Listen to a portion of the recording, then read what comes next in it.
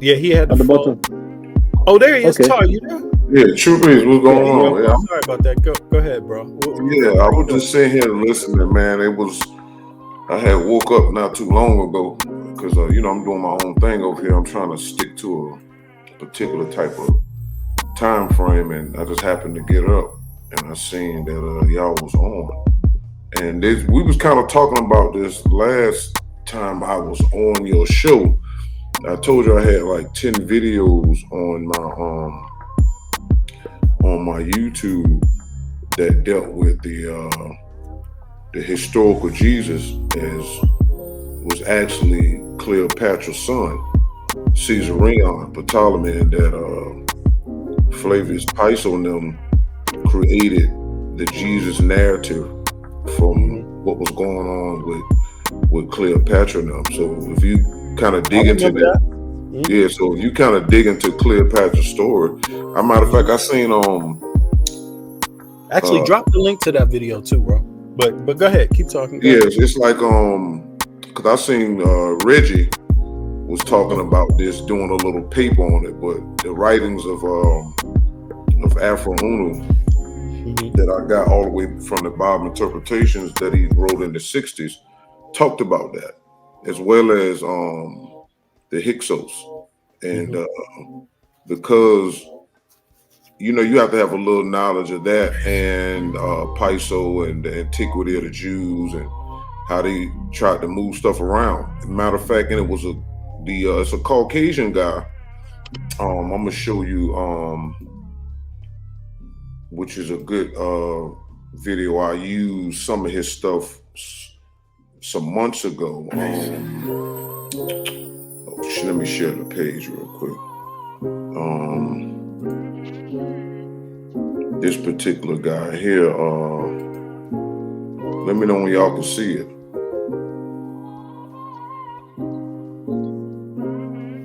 Yeah, I can see it. Go ahead.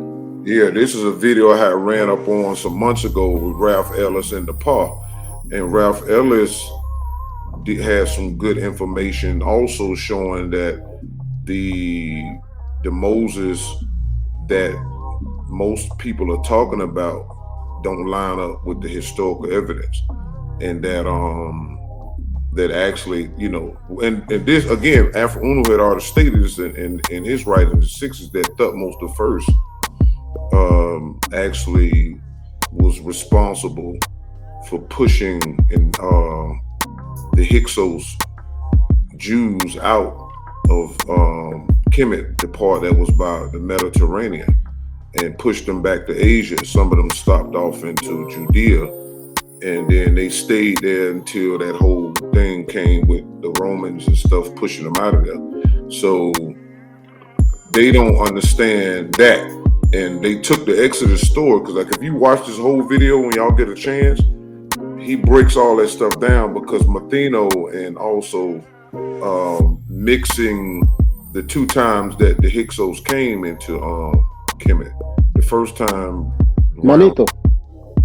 Manito, yeah.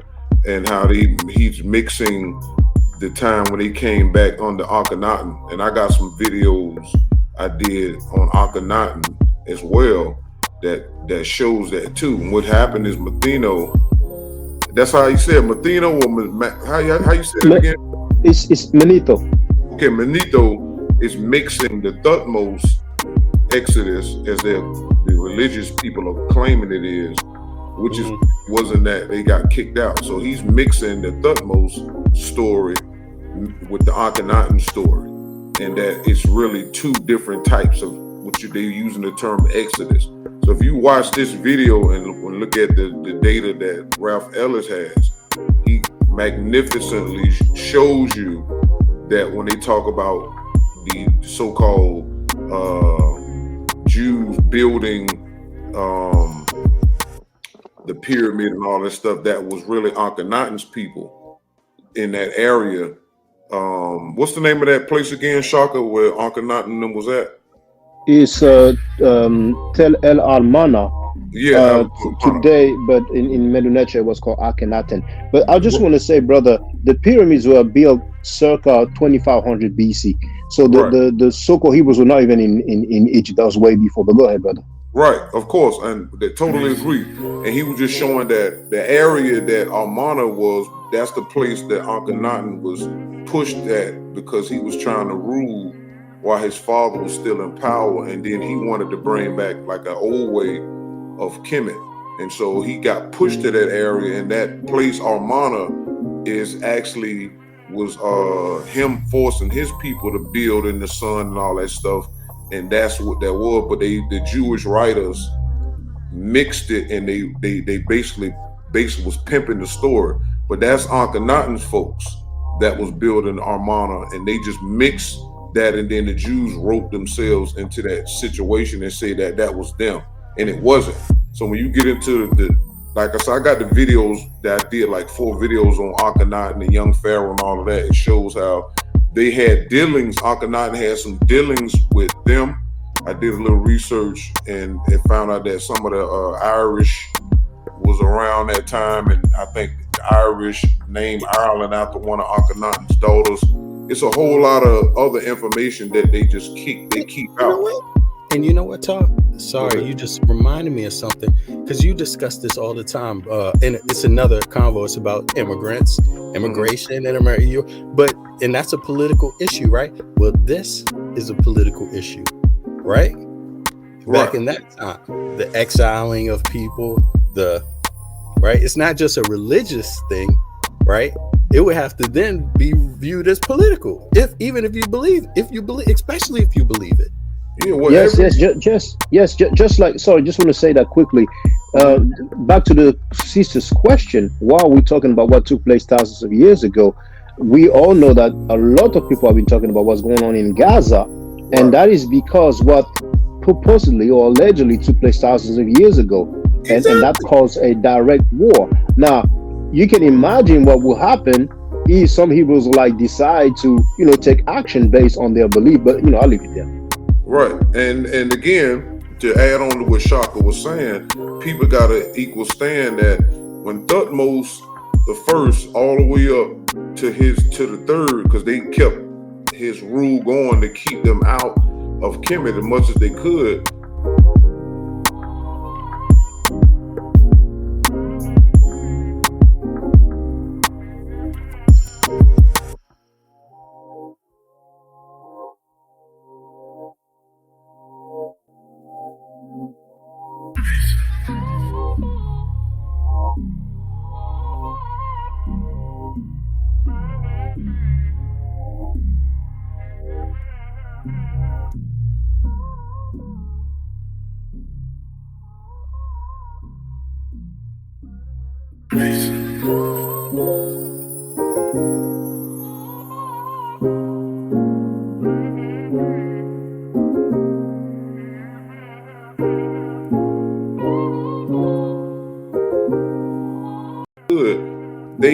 When they stopped off in Judea,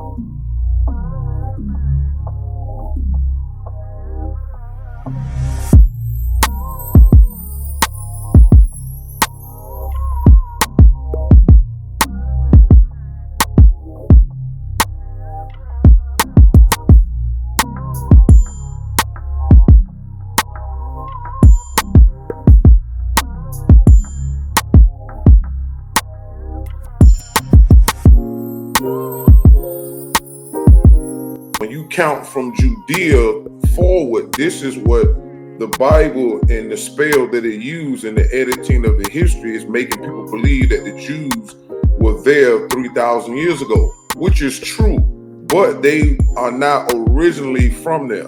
That's the problem that they don't understand. And so when you try to just use the Bible with a little bit of history, you can find that the Hyksos Jews were in Judea, but the whole history, if you look at the whole thing, Thutmose and them pushed them all the way back to Asia. So the question then have to be refurbished and say, okay, well, they're not from Asia. The Caucasian race as a whole is from the Asian islands, and I got videos on that as well. So originally, they're not from Asia either. And this is what most people who follow the Bible to an extent, or they have piece of the information, they're thinking that, okay, the Jews is there before the Palestinians. But then the other side of the argument is also is that the Palestinians still come from the Phoenicians, which they call them Arabs today. They part of that. And then a lot of our people who don't understand that, you know, I understand when you talk about spirituality, right, and metaphysics and the laws of the universe, they all intertwine. People, especially black people, keep forgetting that the Phoenician Arabs put us in slavery for like 1,000 years with Islam. And it's like they don't even think about that now. My heart goes out to anybody that's oppressed and being harmed and stuff like that. But the way karma works, you know, what your ancestors do, whether they're passed on or even present, can affect what happens to you or your descendants. So they just want to overlook 1,000 years of slavery, what they did to us coming into Africa. That's documented. So what about all of that? So sometimes you have to look at it from that point. And again, we have to, I understand what the sister is saying. You have to have we having a conversation about what took place, and it's not biased, and everybody can say like Shock, I love that all the time with Shock said, well, I don't know everything, but this is what I do know. And what happened is what we're doing is having a discussion to bring out other information that those who get all of the attention for debating, they don't never bring in new information in that part of the argument, because it's like they slighten it to fit their narrative of pro-black and all this stuff that they have on these other platforms like Frank and them. We'll have a conversation that people can come back and do some research and then try to find out what they need to do. We don't have these discussions to keep regurgitating and arguing with each other like they do on these other platforms. But exactly. Right. You see what I'm saying? So and we give them an opportunity. There's an opportunity also, sorry to cut you, Ty, there's opportunity as well for them to come up and show evidence and to prove what they're saying is correct. Right. Mm-hmm. And I got something I wanted to play. But, go ahead. I said none of us are afraid to say what we don't know. If we don't know it, I think everybody up here say, look, we don't know. Well, we discussing, and some of what we're discussing is what we don't know, because we asking questions, you know. And I asked that question too. Like, here's the thing: it's really, politically speaking, it's really relevant, right? To have the discussion about Egypt and Moses and Abraham and, you know, the Middle East in context with that, and Africa, right? The Nile, also the Levant and this stuff, or this area, right? But I mean, if that's so interesting, right? I can't figure out why it wouldn't be just as important to figure out what happened to all those black people that lived in the Levant for 60,000 years, they say, right? And so isn't that just as important? Like, because if anything else is an issue, like, and that's going to be attached to ethnicity or race, right?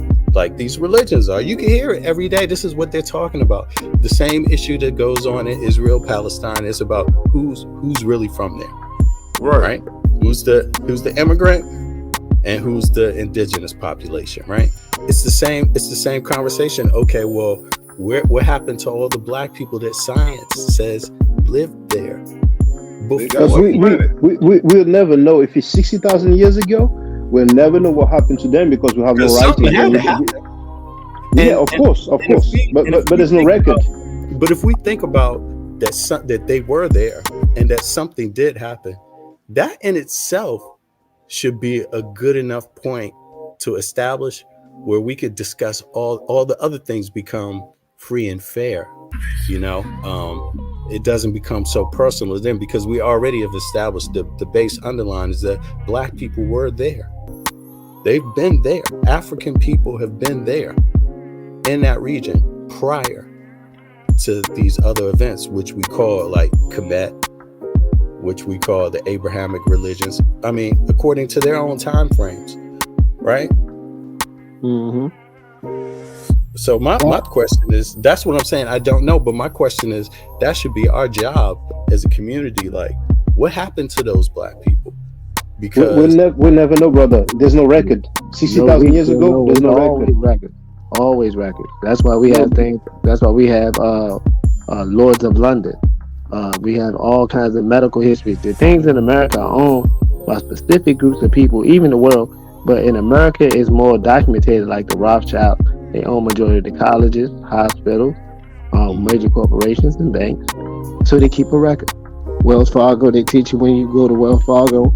Before it was Wells Fargo, it was, they teach you Wachovia. Wachovia, they teach you which banks stole from black organizations such as Black Wall Street, which took the loan and never paid back. They got documented history on that as well.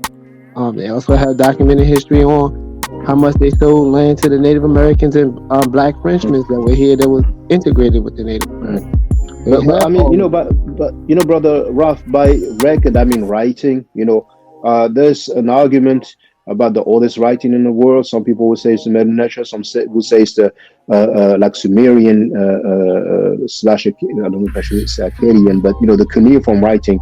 Beyond that, I don't think we are aware of any other written language. So 60,000 years ago, to my knowledge, there's no record of writing. But go ahead.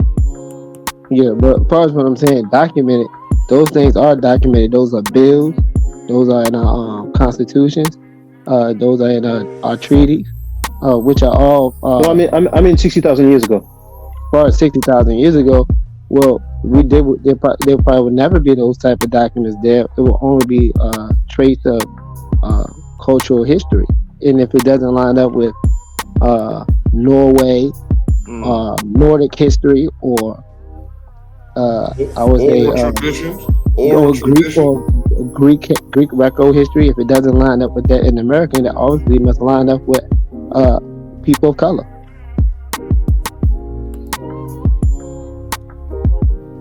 all right, let me just go to a trivia question, just to lighten it up a little bit. I mean, unless Tar, you want to continue? Yeah, because I had something I wanted to throw on with go the ahead.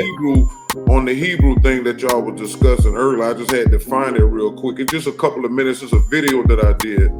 Okay, that I wanted to just throw into the pot, and maybe people can later on add on, or maybe go do their own little research real quick. It's just a video that I did called Kemet Mystery Schools, Greeks in Genesis chapter 10, and it dealt with the with this particular topic. Just let me know when y'all can see that. Yeah, we can see it. Blow it up a little bit. All right, hold on. I did this like 8 months ago. Let me see. I think that should be big enough. Okay, there you go. It's big now? Yeah. Okay. Perfect. Okay, here we go.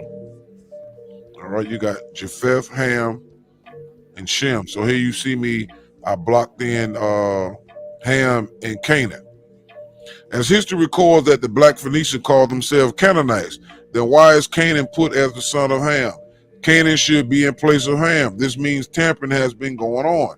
Canaanites are mentioned 55 times in the Old Testament, from Genesis to Obadiah. This makes no sense, being the word Phoenician is in the Bible spelled slightly different. Yet the Bible editors wrote these two names as two different groups of people. Also, there's a land called Phoenicia or Phoenicia in the Bible as well. See, look here. Phoenician travels, right, around Europe and Africa, trade route. See, even over here. Uh, that's Lords of London. Let's see what Ham means in Hebrew. All right, so you go to here.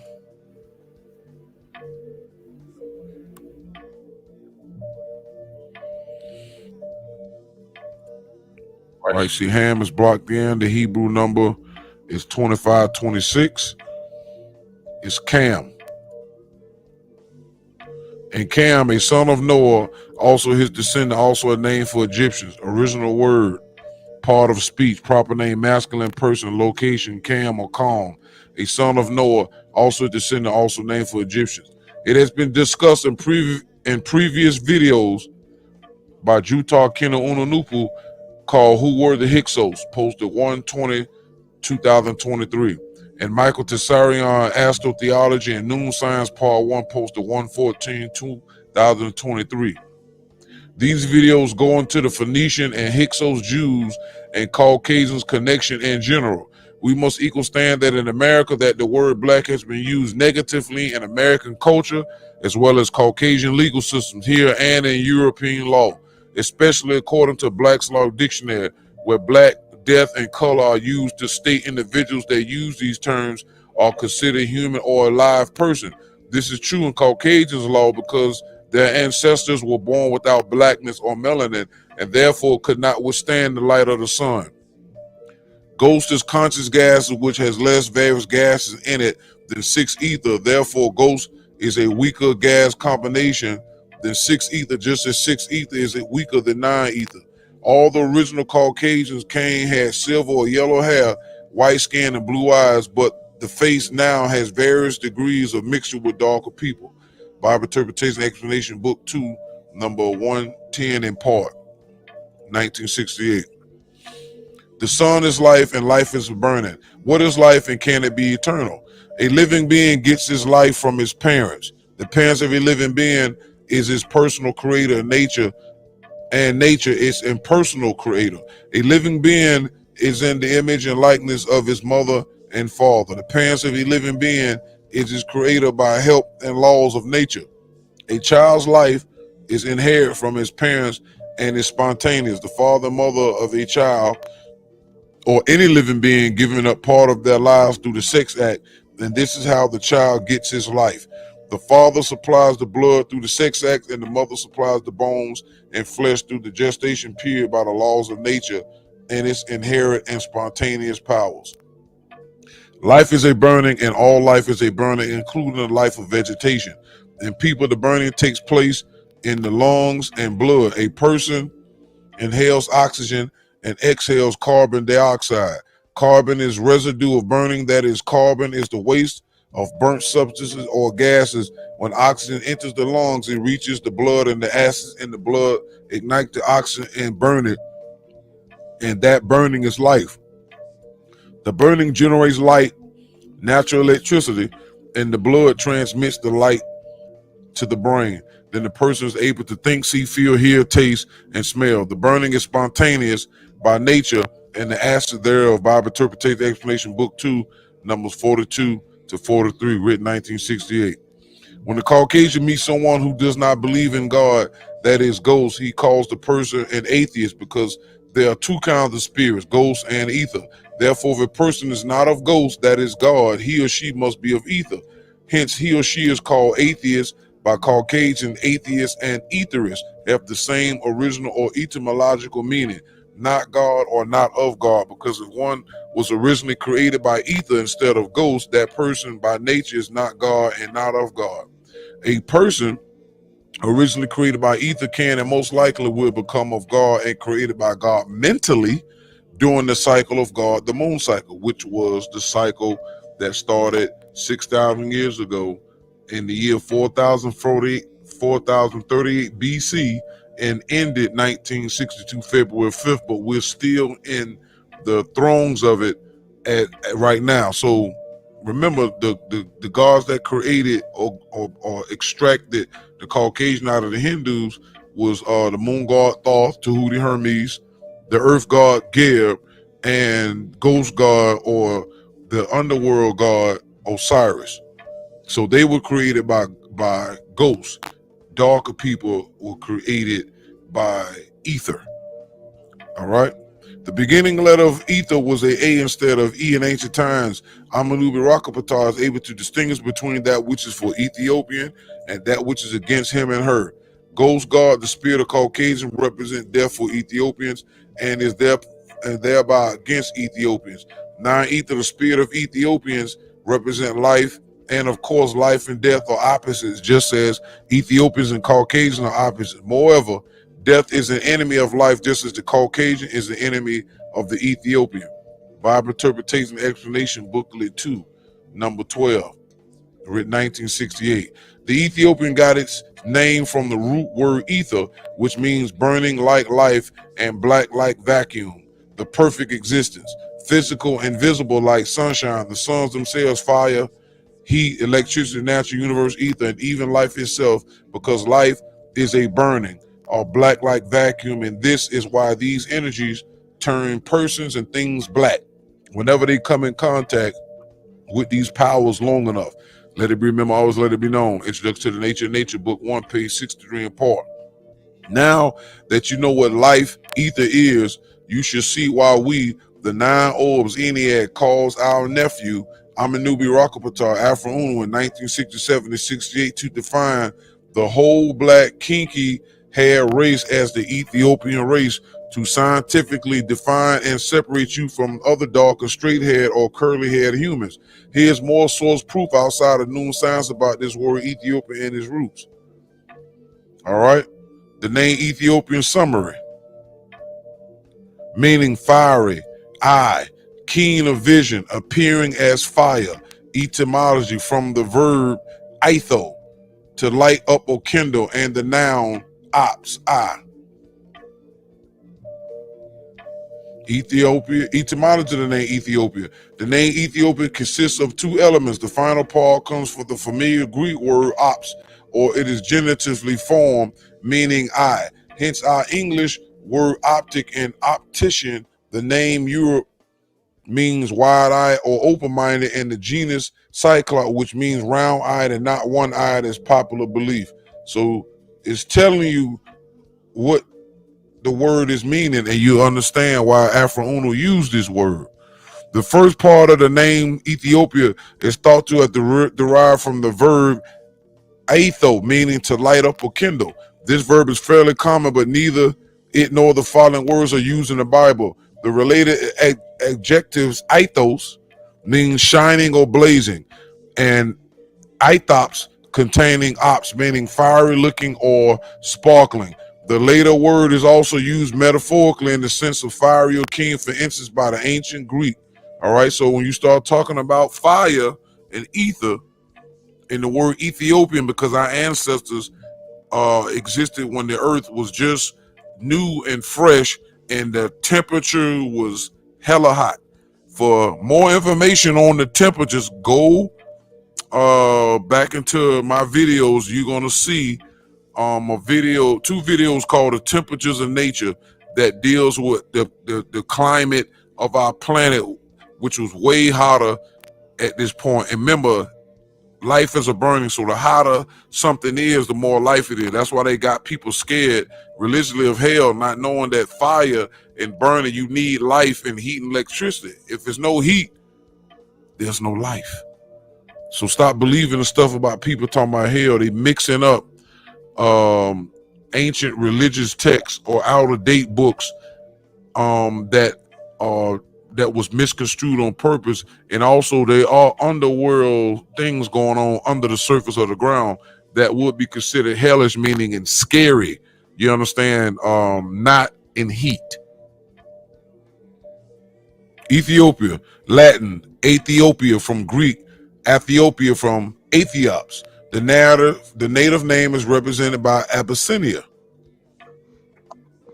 You got to remember, the Greeks never went around when our ancestors had all that heat. The same way, if dark people come together, the whole room get hot. That's because we have a small sun within our being. All races got a solar plexus, but the other races who are white or Caucasian, they don't have those sun heat genes to darken their skins due to what Osiris and Tahuti and them did to their parents, the Hindus, when they was in the Gulf of Aden, where they was over there, and how their whole diet was used by the Tibetan monks to alter their genetics and epigenetics that cause certain gene factors, switches to cut off, and one of those was not being able to become cooked, and therefore their melanin factors was switched off, and they came out albino. Simple. They did not come from aliens.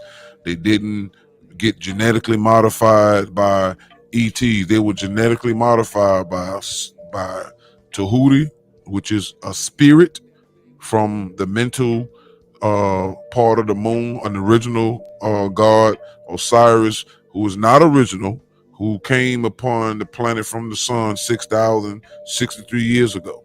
Okay, and Gaia, which is the masculine form of the planet Earth that we call Gertha, right? That part Jipu, that also again gave the Tibetan monks the know-how of what to use in the diet that caused that whole Adam and Eve scenario. All right. Sorry to keep going on about that. All right.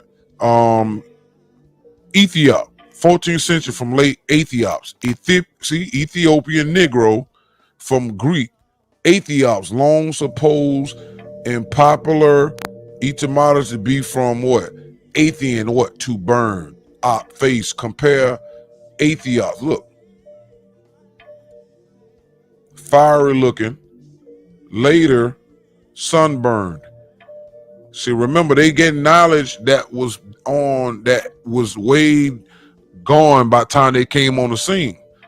So they thought, and there's nothing wrong with it. Some people will say, "Oh, this was disrespectful to say," like Egypt is from the Greek word Egyptos, meaning burnt face or land of the burnt faces. We were burned from the heat in our genes millions of years ago. Just like the other races who had lesser burning from their solar plex in their genes, they wasn't as dark as us. But the darkest races on the planet is the African race and the Phoenician race, because we came from our ancestors who were directly walking fire furnaces in a hot climate, and they procreated us, and we inherited their sun heat genes. And then when the Phoenician race was being brought into play, Jupiter, which is a sun herself, put her heat into the ground for the Phoenician race. That's why she's called the Most High to the Phoenician, or to mankind in general. All right. Ethiopian, inhabitants of Ethiopia, mid 13th century, from Old French, Ethiop and iron as an adjective from 1680. Earlier adjective was Ethiopic. Middle English also. Harwa, Ethiopian from Old English, literally sun worshiper. Because we were sons, walking sons. It is written that the Jews are descendants of Shem and that Abraham was their father. This is true in the sense that Shem is the East Indian people, and that Ham is the Phoenician people, and the Jews were extracted by the moon god from the East Indian and Phoenician peoples. The words Jew and Hebrew are confused to some people because many people think they are the same in meaning. No people can be true Jews or true Christians by nature, but Caucasians. Please refer to a video I did a couple weeks ago called True Christians. It goes into that. The word Jew is short for Greek, or a short combination of the words Greek and Hebrew. The word Hebrew means star worshiper of black, because the original Hebrews were star worshipers, and the surface of the true stars are black in color. So again, sun worshiper, Ethiopian. All right. And the truth of the matter is, we were being worshipped because we were the strongest terrestrial force on the planet, because we literally came from our ancestors who literally came from the earth in her egg form, and before that the sun, and before that when we grew the universe in ether form, which is fire. All right. Listen to that song "Ether" by Nas. He'll tell you ether is that make you burn slow. Ether burns, just like when you drink alcohol or liquor. It has a certain amount of ethanol in it. That ether is what that burn your chest. All right. However, the Jews adopted the term Hebrew because they are derivatives of those East Indians and Phoenicians who were Hebrews. Therefore, when the terms Hebrew and Jew are used in the Bible, most people think they mean the Caucasian of Judaism. In some cases, yes, in some cases, no. Hebrew is a variant of the word Gebre, sometimes spelled Gebre. A Gebre is a fire worshiper. You can see the word Ray at the end because Geb, right? It is the root word to Gabriel.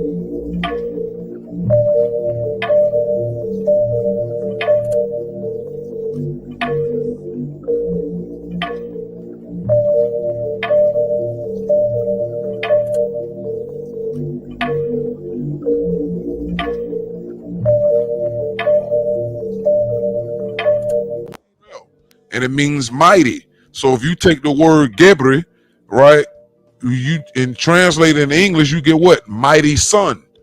So Gebri, another, is a mighty son. A fire worshiper, or people that worship fire. A true star is fire ether. Fire, the sun of our solar system, is the one of the true stars. There were Ethiopians who were Hebrews too, meaning Willie had people who were Hebrews. However, since the Jews have possessed the term Hebrew for themselves, let them have it. Let us not try to reclaim it because the woolly haired people among the other Hebrews were only being used anyway.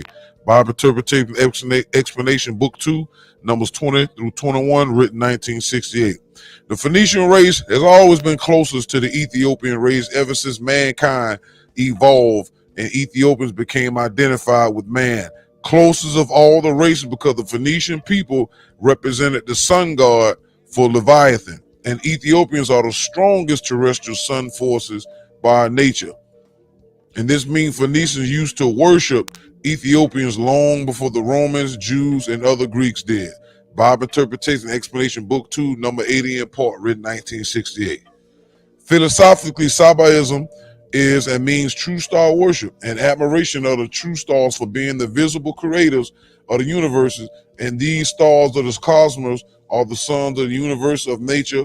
The original or primary Hebrews of antiquity maintained that true star of the universe and eternal nature are the growers and controlling God of the cosmos. Introduction to the Nature, Book 1, page 11 in part.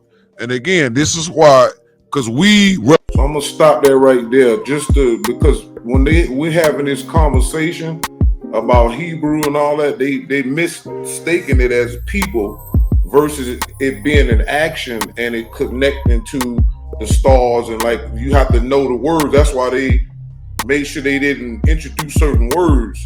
When I was like studying Noon, when Afro mentioned Sabiism, you know what I'm saying? You have to study that. Sabiism is star worship, and that's a part of Noon, and this is why the Jews got a star on the front of their Bible.